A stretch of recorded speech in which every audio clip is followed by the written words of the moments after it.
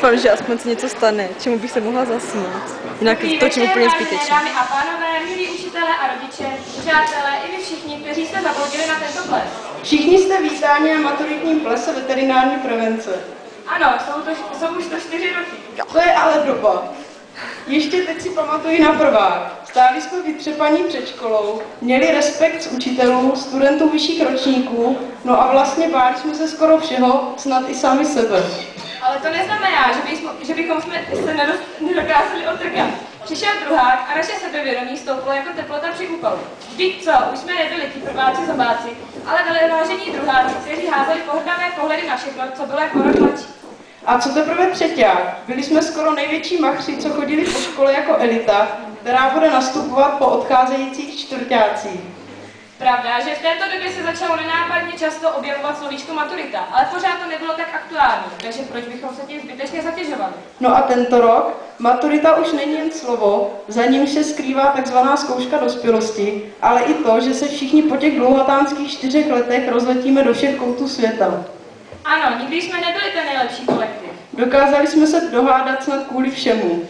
Ale stejně mi bude chybět i to, že si nikdy nerepneme do Moniky.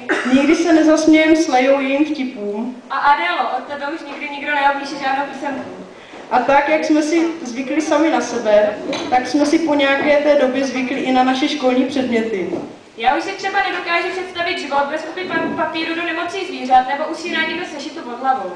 Teď to ale vypadá, že 4 roky jsme strávili jen nad učením a že jsme si nic neužili.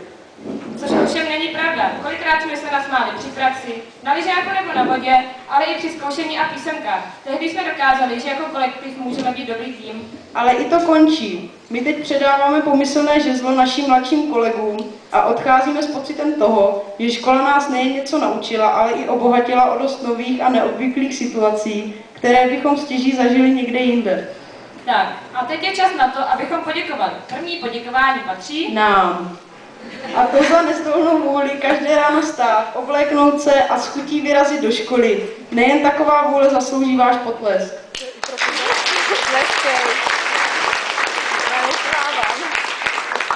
A v děkovačce pokračujeme vyjmenováním sponzorů. Hlavním generálním sponzorem celých našich 4 let se stávají, ano, jsou to rodiče. Vždyť kdo nás celý život podporuje, a tím teď nemyslím jen finanční stránku. Podpora je to nepředstavitelná a proto děkujeme a prosíme o obrovský aplaus pro rodiče.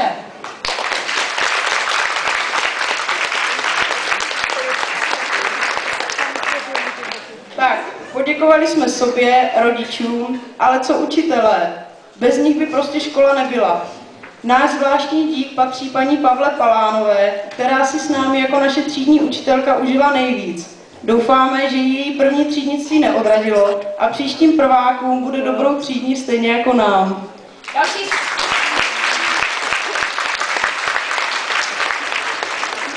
speciální poděkování patří paní doktorce Kuběnové. Děkujeme tomu, že dokázala dát našemu oboru konečnou a hlavně veterinární podobu, ale také za její neustále milý přístup ke studentům.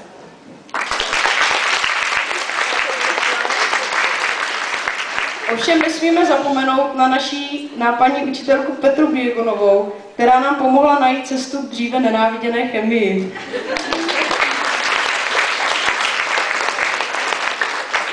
Ano, je zde spousta dalších učitelů, kteří po nás vyžadují nadšení ke sportu, jiní gramatiku do cizího jazyka nebo plemena skotů. Také víme, že o mnoho z nich jsme někdy řekli věci, které by si za rámeček asi nedali. A i přesto, že jsme někdy bývali drzí, opisovali písemky, bavili se nahlas v lavicích a radili se při zkoušení, všichni byli nad námi trpěliví a právě za tuto trpělivost si zaslouží obrovský potlesk číslo 3.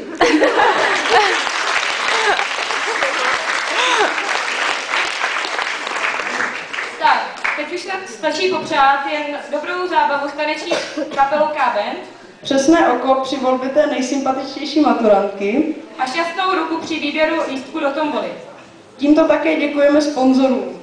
Co jsou Sklárny Moravia Uso Brno, E.ON, Městská policie Brno, začínající umělec Staněk, V.A.V. Elektro, JK Naděje, Westernové městečko Boskovice, město Letovice, Restaurace 29, OMV Blansko, VPO Protivanov, Zverek z Boskovice, Papírnictví Boskovice, Liška Group Blansko, Květinářství Boskovice, Oprava oděvu Novotná, Akvárium Dvořák Žďár nad Sázavou, ZT International, DS Mark Log, Kaiser, Pekárny Moravia Herba.